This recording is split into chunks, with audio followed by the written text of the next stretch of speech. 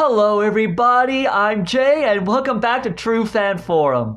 In this video, I want to talk about comic books I received from a Kickstarter campaign created by GMan Comics. Now, GMan Comics is an indie publisher based out of Chino, California, with I think one or perhaps two previous Kickstarter campaigns under their belt. Now, on the campaign I backed, there was a tier where I received not one, not two, not even 3 comics. Oh no, I received 4 comic books. And I'm going to be talking about each of them in this video. Now, because I don't want to make this an extremely long or perhaps boring video, I'm going to keep the segments on each issue sort of brief. I'm going to tell you what happened in each issue, show you some of the artwork, and give you my general feelings about them. But again, I don't want to make this an extremely long video. And because of that, I won't be able to tell you all the various people who were involved in making this in these issues, all the writers, artists, and whatnot, because it's a pretty long list.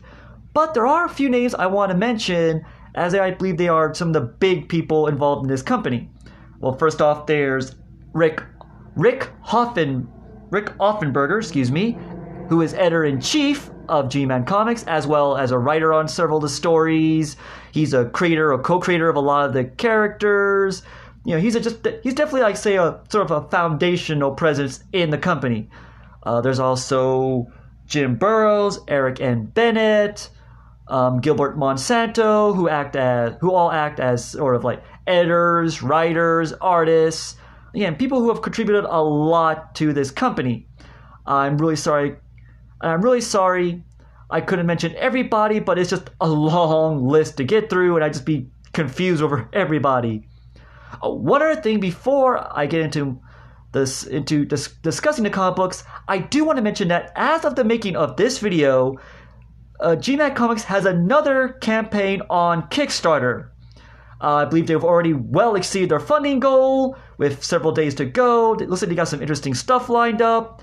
I'm definitely going to see if I can back them if my finances allow, and hopefully you will. I'm going to include a link in the description below. Well, at least I'm going to try to. And if that doesn't work, you can always go to Kickstarter.com and look for GMan Comics. Sort of like look for this logo. Now, without further ado, let's talk about the comic. First up, there's Simon and Kirby, The Agent, Issue 3. Now, I would say that the Agent is GMan Comics' tentpole character, the character they sort of built the company around. And unless I'm mistaken, his name, Simon and Kirby, is an homage to Joe Simon and Jack Kirby, the creators of Captain America. So it's an appropriate name to have for a patriotic-themed hero. Now, Simon and Kirby is a third-generation FBI agent given a special suit and tasked with heading the G-Men, the government-backed superhero team. Now, in GMan Comics, the United States has passed a Superhuman Registration Act, allowing the government to essentially draft superhumans into the G-Men for situations as needed. It's kind of like what Marvel Comics did several years ago, but this Registration Act doesn't seem to be nearly as contentious as the one from Marvel Comics. Well, at the least, it's not so contentious right now. Now, in this issue, 2 villains, the living skeleton, Dr. Rotman, and the alien-looking, minuscule Ariel 51, are sent in to manipulate or try to sort of brainwash the agent. They accomplish this by sneaking into his house one night, sticking a device into his ear, which allows Dr. Rotman to not only see, but manipulate Kirby's dreams and his memories. So they take pleasant memories, such as his graduation at the top of his class from the FBI Academy, and turning it into something far uglier, namely him graduating dead last and getting into a big fight with his father, whom in reality he is very close to and cares about deeply. Now, all these manipulations culminate in a battle between the agent, several superheroes, and an army of zombies. And honestly, this segment is probably one of my favorites as it just looks so awesome. I love it. Now there is one thing I should note, that in the campaign there was a tier which allowed a select number of backers to have their original characters placed into the comics. And I believe these most of these heroes, specifically the ones on the top of this page, are indeed those character created heroes. And I have to say, there's some pretty interesting characters these backers will come up with, probably from RPGs or maybe their own little homemade comics. Now, I would say that The Agent is probably one of my favorite comic books for a couple of reasons. One, we get to really understand who Simon and Kirby is. We get to see pivotal moments in his life. We get to get an idea of the relationship he has with his father and grandfather, which really sort of shaped him to be the man he is today. I also really enjoyed the artwork. It's dynamic, it looks great, and as I said, the sequence where the heroes battle the zombies, even though it's just a dream, it still looks awesome. I really enjoyed it. And Simon and Kirby, The Agent, issue 3 is just a really fun comic, and I think a really good start for people who want to get into the GMan comic. Next, we've got GMan Comics 3-in-1, issue 1. Now, as you can probably tell by both the title and the cover, this comic book is broken into 3 different stories, with each story focused on a different hero. Now, in the first story, our hero is Sergeant Flag, a character that even the campaign describes as being heavily influenced by the 1990s. They even went so far as to give him the name Rob McFarlane. However, I feel that they really wanted to make him look like he was in the 1990s. They really should have given him more pouches. I mean, come on, look at that. In terms of the 90s, he might as well not even have any pouches. Now, in his story, he is assigned to rescue the kidnapped daughter of a judge presiding over the trial of a vicious crime lord known as El Jefe. And while the story might be a bit lacking in pouches, it is certainly not lacking in action. There is a lot of it, and this action I think really does help convey the sort of 1990s aesthetic, if you can even call that period having an aesthetic. So, yeah, I think it does exactly what it's supposed to do, and does it well. Now, in our second story, we are introduced to a legacy character, the Champion of Liberty 2, who is sent undercover into a superhuman maximum security prison to investigate a being known as the Demon Priest. A guy who is a self-described fallen angel who nonetheless seeks a path of righteousness and perhaps a way back to God. He even goes so far as to voluntarily turn himself into the authorities and the prison, and he stayed in the prison for several years despite the fact that its power-inhibiting technology doesn't even work on him. So I can definitely see where the authorities might be a bit skeptical of the word of a self-described demon. You don't exactly want to trust those guys too easily. Now, while in the prison, the Champion of Liberty quickly learns that while he's keeping an eye on the Demon Priest, he really should be keeping an eye on all the other inmates in the prison who perhaps aren't exactly so quick to find a path to virtuous living.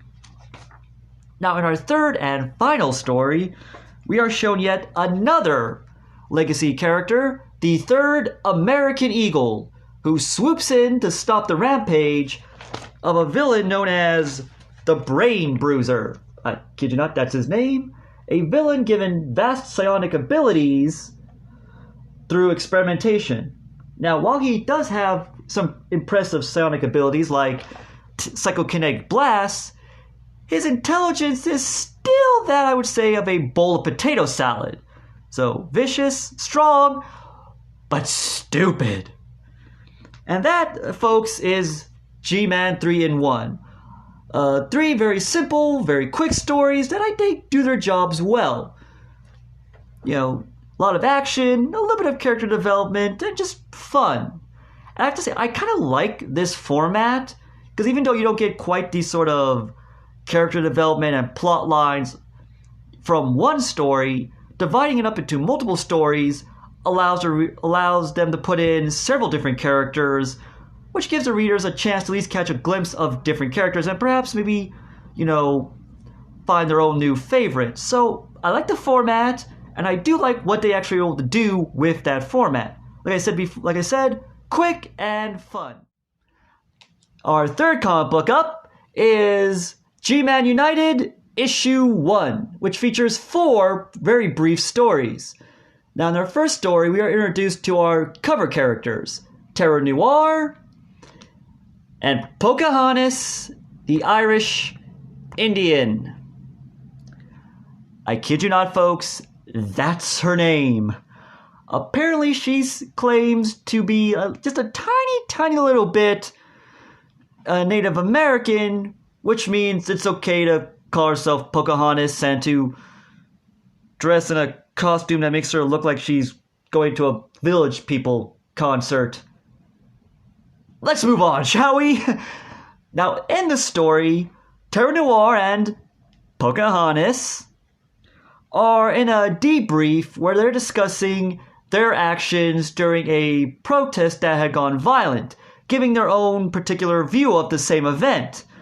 And as they're giving their statements, things quickly evolve into a screaming match between the two. For you see, he's liberal, she's conservative, and we all know how that goes nowadays, don't we?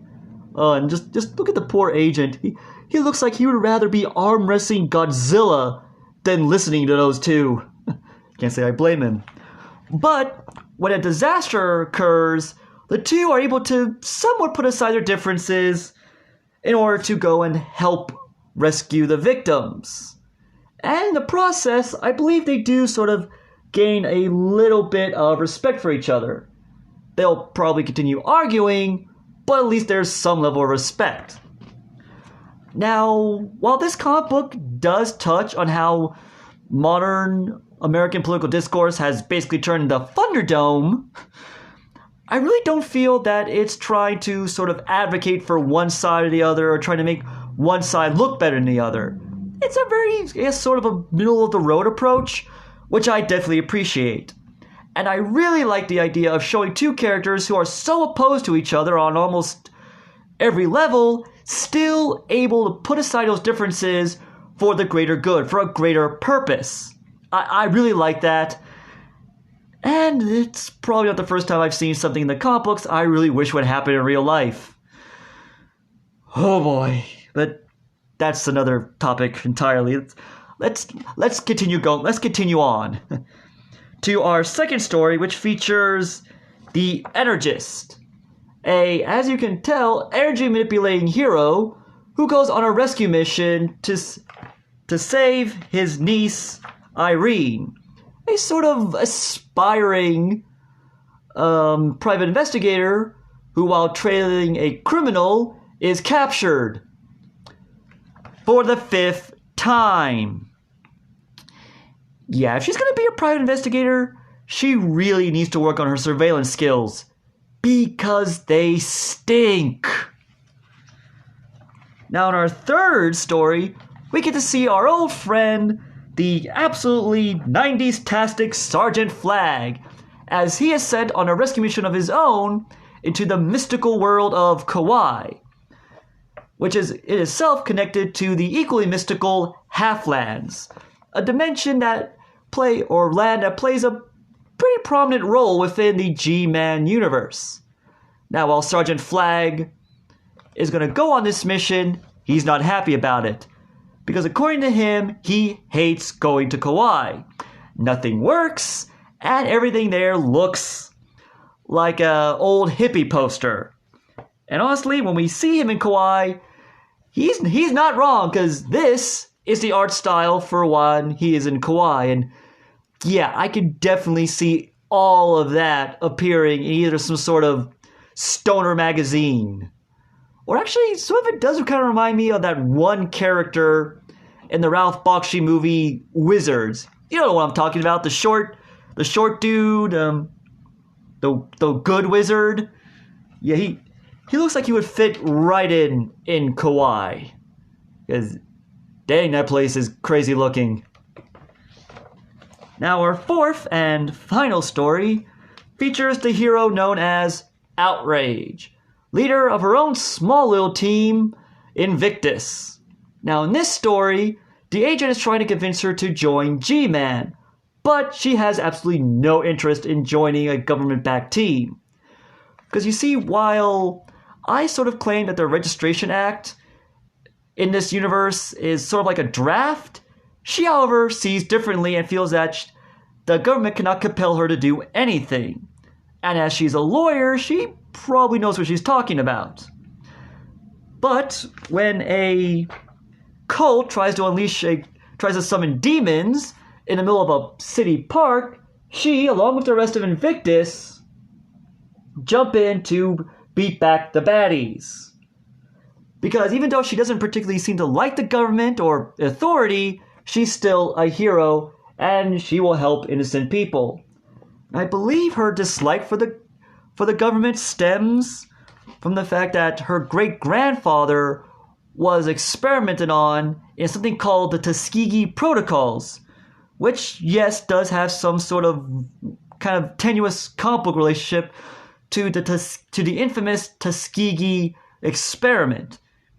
In fact, the work done in the Tuskegee Protocols is the reason she has powers in the first place, sort of something that was passed down in her family from her great-grandfather's day. So yeah, we get a little more of politics, a little more touching into some unsavory parts of American history, but it's still not, still one side, too firmly entrenched in one side or the other. It's still trying to show that yes, you may not like the government, but you can still be a hero and still feel loyal to the country, despite having misgivings about some of its past. So again, more nuanced approach, which I appreciate. And so, folks, that is GMan United Issue 1. 4, as you can tell, very brief stories that get to the point, and I generally like. I do like some of the writing in these stories. The artwork, I'm going to admit, isn't my cup of tea in all the stories. And one thing that just strikes me as really weird is that while I really don't like the artwork for the story, for the Energist and Irene story, I rather do like the artwork for the beginning part of the Sergeant Flag story, which is very weird considering the artwork is done by the same guy. Yeah, I don't get it either. How I can like his style in one story, but yet I don't like it in another. Ah, well, it's just how I am. I'm a very strange. And now, my good viewers, we come to the last comic book for this video, the Handbook of the G-Man Universe, Spring 2021 edition. Now, as I might have mentioned in a previous video or two, and I will more than likely mention in future videos, I absolutely love handbooks. I think they are a great way for casual or new readers like myself to learn about a particular comic book universe. And I seek out handbooks whenever I can. Now, like any good handbook, this is filled with character profiles. And the profiles, I would say, are in a pretty standard format. You've got a picture of the character, a history, a brief explanation of any sort of powers, abilities, or equipment they might have, and some vital statistics. As another little feature, remember those backer-created characters I mentioned earlier? Well, they get their own profiles in this handbook. I would say that these profiles are just as well done as any other profile within this handbook. No skipping just because these are backer-created characters. And really, it must be so cool for the backers to see their characters in really, essentially 2 different comic books, and to see such detail taken with them and care. Another feature I really enjoyed about this was that this comic book features a timeline of the G-Man universe, or at least an in-story timeline, which can be found on the first page of the comic and the interior of the back cover. Now this timeline goes from the very beginnings of the superheroes in this universe to the modern time, with the timeline broken into several eras, I like to add, which seem to be based around the real-world eras of comic book history. You know, the Golden Age, Silver Age, Modern Age, all that. So I like that feature, I like how they designed it, and it's just another fun way to get a better understanding of the universe. And honestly, folks, I am so glad I got this handbook. I feel like I have a much greater appreciation for the characters and the stories and just the G-Man universe in total because of this wonderful, wonderful handbook. Well, folks, that is the G-Man universe.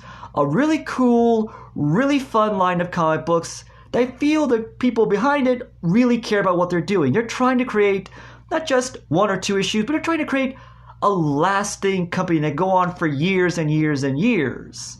You know, the history is in depth, the characters are in depth.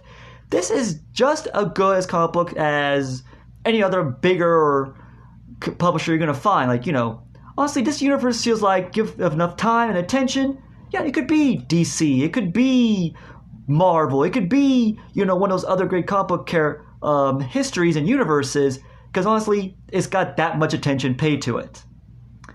So everyone, I just want to say thank you for watching. If you would like, please comment below. And while you're at it, like, share, subscribe, do all that fun stuff. I would really appreciate it. Again, thank you so much for watching, and I'll see you next time.